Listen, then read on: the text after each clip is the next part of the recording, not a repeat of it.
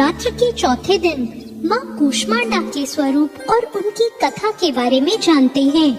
नवरात्र का चौथा दिन माँ कूष्मांडा को समर्पित है।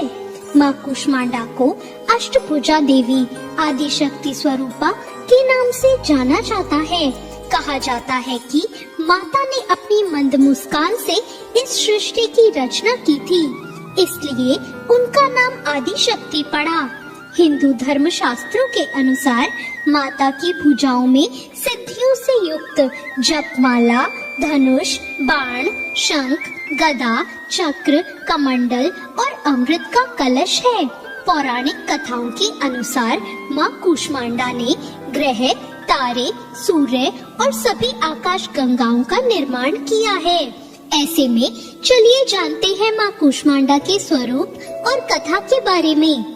माँ कूष्मांडा की 8 भुजाएं हैं, इसलिए इन्हें अष्टभुजा भी कहा जाता है। इनके 7 हाथों में कमंडल, धनुष, बाण, कमल पुष्प, अमृत कलश, चक्र तथा गदा है। वहीं 8वें हाथ में सभी सिद्धियों और निधियों को देने वाली जप माला है। माँ कूष्मांडा को कुमड़े की बलि बहुत प्रिय है और संस्कृत में कुमड़े को कूष्मांडा कहते हैं, इसलिए माँ दुर्गा के इस स्वरूप को कूष्मांडा कहा गया है। हिंदू धर्म शास्त्रों के अनुसार कूष्मांडा का मतलब कुमड़ा है। कुमड़े को कूष्मांडा के नाम से भी जाना जाता है, इसलिए माँ जगदम्बे के चौथे स्वरूप का नाम कूष्मांडा पड़ा। इन देवी का अवतरण असुरों का संहार करने के लिए हुआ था। वही माना जाता है कि जब इस संसार का अस्तित्व नहीं था और चारों ओर अंधेरा छाया हुआ था, तब इस सृष्टि को उत्पन्न करने के कारण देवी के चौथे स्वरूप को माँ कूष्मांडा के नाम से जाना गया। इसी कारण माँ कूष्मांडा को ही आदि स्वरूपा कहा गया है।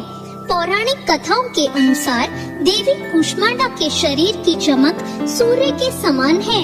मान्यता है कि जो कोई सच्चे मन से देवी कूष्मांडा की पूजा पाठ करता है, उससे माँ प्रसन्न होकर उसके समस्त रोग शोक नष्ट कर देती हैं। साथ ही इनकी भक्ति से मनुष्य के बल, आयु, यश और स्वास्थ्य में वृद्धि होती है।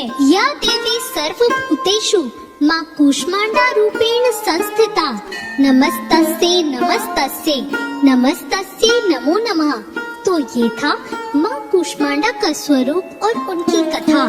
आइए जानते हैं माँ कूष्मांडा की पूजा विधि। नवरात्रि का चौथा दिन माँ कूष्मांडा को समर्पित है और उन्हें सफेद रंग बेहद प्रिय है, इसलिए सुबह स्नान आदि करने के बाद सफेद रंग के वस्त्र पहने और हाथ में जल लेकर व्रत का संकल्प करें। इसके बाद मंदिर में स्थापित कलश का पूजन करें और फिर माँ दुर्गा की मूर्ति का पूजन करें। पूजा के बाद माँ कूष्मांडा की व्रत कथा और आरती जरूर पढ़ें। तो ये थी आज की कथा।